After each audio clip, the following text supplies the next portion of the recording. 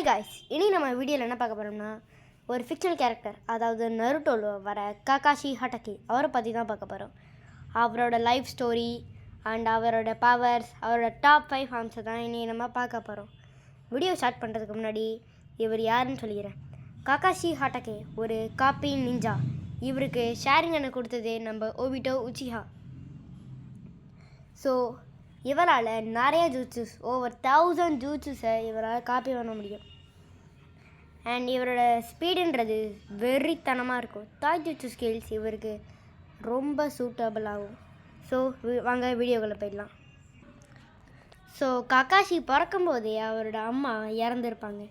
அதனால் ககாஷி மனசோடைஞ்சு போயிருப்பார். அவரோட அப்பாவான Sakumo Hatake, also known as the White Fang of the Leaf, அவர் ஒரு லெஜண்டரி சன்னின் அளவுக்கு ஈக்குவல். அவரோட காம்ரேட்ஸால் அவமானப்பட்டதுனால சூசைட் பண்ணி இறந்து போயிட்டாங்க. என்ன ஒரு வருத்தமான விஷயம் இல்லை. ஸோ அடுத்ததாக அவரோட லைஃப்பை தொடங்கினதுக்காக த தேர்ட் ஹொக்காகேவான இருசன் சருட்டோபி, ஹூஸ் கோனோஹாமருவோட தாத்தா, அவர் ககாஷியை டீம் 7 போட்டார். அண்ட் அவரோட சென்சை மீனட்டோ, அவருக்கு 2 புது ஃப்ரெண்ட்ஸ் கிடச்சாங்க. அதுதான் ஒபிட்டோ உச்சிஹா அண்ட் ரின். ரின் வந்து ஒரு பர்சனலி ஸ்வீட்டான கேரக்டர். பட் ஒபிட்டோ அவன் ஸ்வீட் தான், பட் ககாஷி எதிரியாக நினைக்கிறான். ஸோ அதனாலேயே ககாஷி அவனை கண்டுக்கிறதே இல்லை. ஸோ ககாஷி இறக்குறதுக்கு முன்னாடி ஒபிட்டோ சொல்லியிருப்பான், எவன் ரூல்ஸை உடைக்கிறானோ அவன் குப்பை, ஆனால் எவன் தன் காம்ரேட்ஸையை கைவிடுறானோ அவன் குப்பையை விட மோசம். அண்ட் அதுதான் என்கிட்ட ஒபிட்டோ என்கிட்ட பிடிச்ச விஷயமே. ஸோ அப்போ ககாஷி புரிஞ்சுப்பான், அதாவது நம்ம காம்ரேட்ஸை கைவிடுறவங்க குப்பையை விட மோசம்னு. அதனாலேயே அவன் பாறை கடியில் சாகும்போது அப்போ நம்ம ககாஷி ஜொனின் ஆயிருப்பான். ஆனால் ஒபிட்டோ ஒரு கிஃப்ட்டு கூட கொடுக்கல. அதனால் ஒபிட்டோ அவன் கடைசி இருந்தாலும் அவன் ஷேரிங்கனே கொடுத்துருக்கான். ஏன்னா ககாஷியோட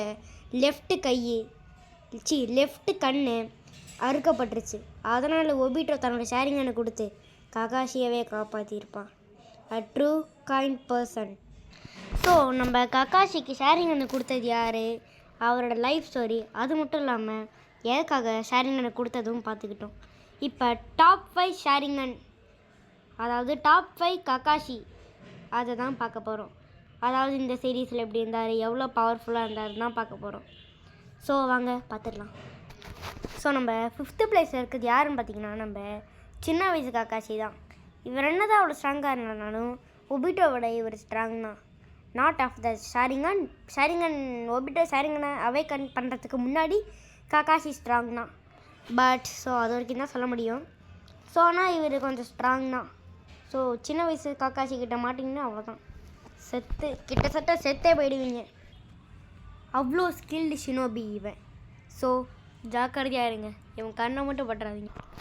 ஸோ டாப் 4ல் இருக்க பார்த்திங்கன்னா நம்ம கிளாசிக் ககாஷி தான், அதாவது நருட்டோ கிளாசிக்கில் வர ககாஷி. இவர் ரொம்பவே ஸ்ட்ராங். என்னதான் இவர் ஷேரிங்கனை மாஸ்டர் பண்ணினாலும் யங் ககாஷியோட இவர் ரொம்பவே பவர்ஃபுல். நருட்டோவையே தோக்கடிச்சு பண்ண பாருங்கள். நல்ல வேலை நருட்டோ 9 டேஸ் பாக்ஸோட பவரை அன்லீஸ் பண்ணலை, ஏன்னா ககாஷியோட எதிர்த்து நின்றுக்கவே முடியாது. ஸோ அதை பற்றி பேசாமன்னா நம்ம ககாஷி எவ்வளோ ஸ்ட்ராங்காக இருக்குன்னு பார்த்துருவோம். ஸோ ககாஷி என்ன தான் அவரை மூஞ்சை ஹைட் பண்ணியிருந்தாலும் அவர் வச்சுருக்க ஷேரிங்கனை கண்ட்ரோல் பண்ணுறதில்ல. அவர் கில்லாடி. அவரோட ஆப்பனண்ட்டே மைட் கை தான், அவ்வளோ strong might guy. So but Kakashi தான் ஜெயிப்பார், ஏன்னா அது ககாஷிடா, அந்த மாதிரி தான் இருக்கும். ஸோ அடுத்த யாருன்னு பார்த்துருவோமா. ஸோ 3ர்டில் இருக்க பார்த்திங்கன்னா நம்ம புருட்டோவில் வர ககாஷி தான். இவர்கிட்ட ஷேரிங்கன் இல்லைனாலும் அவரோட purple lightning and the Raikiri, the strongest moves and the variance of Chidori, இது ரொம்பவே ஸ்ட்ராங். இவர் என்ன தான் வயசாயிருந்தாலும் இவர் ஸ்டில் அதே மாதிரி ஸ்ட்ராங் தான். ஸோ இவரை தோக்கடிக்கிறதுன்றது ரொம்பவே கஷ்டம். இவர் யங் ககாஷியோட பவர்ஃபுல். அண்ட் சொன்ன மாதிரியே இவர்கிட்ட ஷேரிங்கன் இல்லைனாலும் இவர் ரொம்ப ரொம்ப ரொம்ப ரொம்ப ஸ்ட்ராங். ஸோ இவர்கிட்ட மட்டும் மாற்றிக்காதீங்க, செத்து போயிடுவீங்க. ஸோ நான் யங் ககாஷி கிட்ட சொல்ல மாதிரி கிட்டத்தட்ட சாகிற மாதிரிலாம் இல்லை, முழுசாகவே செத்துடுவீங்க இவங்ககிட்ட போனீங்கன்னா. ஸோ பார்த்து இருந்துக்கோங்க. ஸோ நெக்ஸ்ட்டு அதாவது செகண்ட் பிளேஸில் இருக்கிறது பார்த்திங்கன்னா நம்ம வார் ஆர் காக்காஷி தான். இவர் ரொம்பவே பவர்ஃபுல் அண்ட் சொன்ன மாதிரியே இவர் ஷேரிங்கன்னு தெளிவாக மாஸ்டர் பண்ணிப்பார். ஏன் கிளாசிக்கில் கூட இவர் அப்படி பண்ணதில்லை, பட் இதில் ரொம்பவே ஸ்ட்ராங். ஸோ இதில் ஷேரிங்கன் மட்டும் இல்லாமல் மாங்கேக்கு ஷேரிங்கன் அதாவது காமோயின்ற மெத்தடு கூட செமையாக ப்ராக்டிஸ் பண்ணி வளர்த்துருப்பார். அந்த அளவுக்கு ஸ்ட்ராங். நான் ஸ்ட்ராங்னு சொல்லிட்டு இருக்கிறதுனால கடுப்பாகாதீங்க. ஸோ இவரோட பவர் பற்றி சொல்கிறேன். ஸோ இவரோட பவர் பற்றி என்னதுன்னா, இவரோட இந்த மாங்கேக்யூ ஷாரிங்கன் அதாவது காமுயி, இந்த மாங்கேக்யூ ஷாரிங்கனை வச்சு இவரால் ஒரு பெரிய பாறாங்கல்லையே இது பண்ண முடியும், அதாவது டெலபோர்ட் பண்ண முடியும். அண்ட் சொன்ன மாதிரியே இது ஒபிட்டோவோடது. அண்ட் ஒபிட்டோ இன்னும் உயிரோடு தான் இருக்கான். அது வேணும், அவன் இமேஜ் வேணும்னா இதோ போடுறேன். ஆனால் கொஞ்சம் கேவலமாக தான் இருப்பான், பார்த்துக்கோங்க.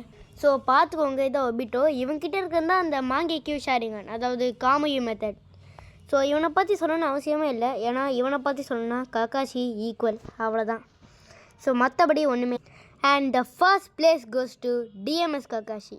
அதாவது நம்ம டிஎம்எஸ் கக்காஷியை பார்க்குறதுக்கு முன்னாடி நம்ம டிஎம்எஸோட ஃபுல் ஃபார்ம் பார்த்துருவோம். ஸோ டிஎம்எஸோட ஃபுல் ஃபார்ம் என்னென்னு பார்த்தீங்கன்னா, D for dual, M for Mangekyo and S for Sharingan. அதாவது 2 மாங்கேக்யூ ஷாரிங்கன், அதுதான் டியூயல் மாங்கேக்யூ ஷாரிங்கன் வாங்க. சரி வாங்க இப்போ இவனை பற்றி பார்த்துருவோம். ஸோ இந்த மாங்கேக்யூ ஷாரிங்கன் இது வந்து ரொம்ப அட்வான்ஸ் ஆகிருக்கு. ஏன்னா ஒபிட்டோ இருக்கான் பார்த்தீங்களா, அவன் கக்காஷிக்கு 2 ஷாரிங்கனையும் கொடுத்துருப்பான். அதை வச்சு அவன் மாங்கேக்யூ ஷாரிங்கனை யூஸ் பண்ணி இந்த பர்ஃபெக்ட் ஷானை யூஸ் பண்ணியிருப்பான். ஏன் சாஸ்கேவால் கூட இந்த மாதிரி ஃபர்ஸ்ட் ட்ரையில் பர்ஃபெக்ட் ஷானை பண்ணுறது ரொம்ப ரொம்ப ரொம்ப ரொம்ப கஷ்டம். பட் நம்ம கக்காஷி ஃபர்ஸ்ட்டு ட்ரையிலே பர்ஃபெக்ட் ஷானை பண்ணியிருப்பான். ஸோ அதாங்க இவன்கிட்ட பிடிச்சிருக்குது. அதனால தான் இவனை கக்காஷி ஆட்டாக்கு இதை காப்பி நிஞ்சான்னு கூப்பிட்றாங்க போல். ஸோ இவன் பவர் லெவலை பற்றி சொல்லவா தேவை வேணும்? இவன் இந்த வச்சுருக்க இந்த பவர் லெவலை வச்சு இவனை ஒரு காட் ஆஃப் ஷினோபிலே சொல்லலாம். ஹாஷிராமா செஞ்சு இருப்பான் பார்த்தீங்களா, அவன் அளவுக்கு இவன் ஈக்குவல். அவ்வளோ பவர் இவன் வச்சுருப்பான். ஸோ என்னோட சுசானுவை பற்றி சொல்லவே தேவையில்லை. இந்த சுசானுவால் பறக்க முடியும், கத்தி வச்சுருக்கோம், ஷாரிங்கனை ஷுரிக்கனை டெலபோர்ட் பண்ண முடியும், அந்த மாதிரி என்ன வேணாலும் பண்ண முடியும். டெலபோர்ட்டேஷனில் இந்த சுசானோ வெறித்தனம் அந்த அளவுக்குன்னே சொல்லலாம். இந்த சுசானோவை பற்றி இன்னும் சொல்லிகிட்டே போகலாம், ஆனால் வீடியோ லென்த்தாக போயிடும். ஸோ இந்த சுசானோவை பற்றி இன்னும் லென்த்தாக சொல்லிட்டு போகணுன்னா நீங்கள் நான் நாளைக்கு ஒரு வீடியோ போடுவேன், அதை பார்த்துக்கோங்க. ஸோ வாங்க இன்றைக்கி இந்த வீடியோவில் போயிடலாம். எதில் என்ன இந்த சுசானு வேறு லெவல். எல்லாருக்கும் இந்த மாதிரி இது பர்பிள் கலர் சுசானு, ஆரஞ்சு கலர் சுசானு, ப்ளூ கலர் சுசானு, அந்த கலரில் தான் இதுவும் இருக்குது, அதாவது ப்ளூ கலர் சுசானு. இந்த சுசானு ஒரு லைட் கலரில் இருக்கிறதுனால இதை காம் அண்ட் பீஸை ஷோ பண்ணும். ஸோ இதை வச்சு நம்ம நருட்டோ இருக்கான்ல 6 பேக் சேஜ், அந்த பவர் அளவுக்கு இதால் போக முடியும். எஸ், நான் சொல்கிறது உண்மை தான். அந்த பவர் அளவுக்கு இதை போக முடியும், யாராலையுமே தடுக்க முடியாது. நல்ல வேலை கெட்ட வழியில் போகல. கெட்ட வழியில் போயிருந்தா இவன் நேரத்துக்கு இந்த ஷினோபி வேர்ல்டே அழிச்சிருப்பான். ஸோ அவ்வளோதான், இந்த வீடியோவுக்கு பை காய். மறக்காமல் சர்ப்ரைஸ் பண்ணிடுங்க.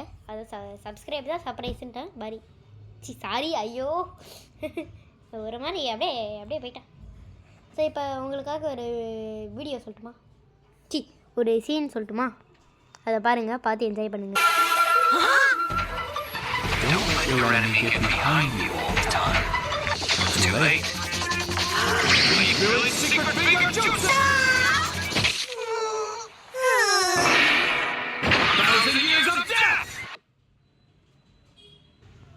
ஸோ அவ்வளோதான் கைஸ். இந்த வீடியோக்கு ஒரு பாய் போடுறாரு பார்த்தீங்களா கக்காஷி, தேங்க்ஸ் பண்ணிடுங்க.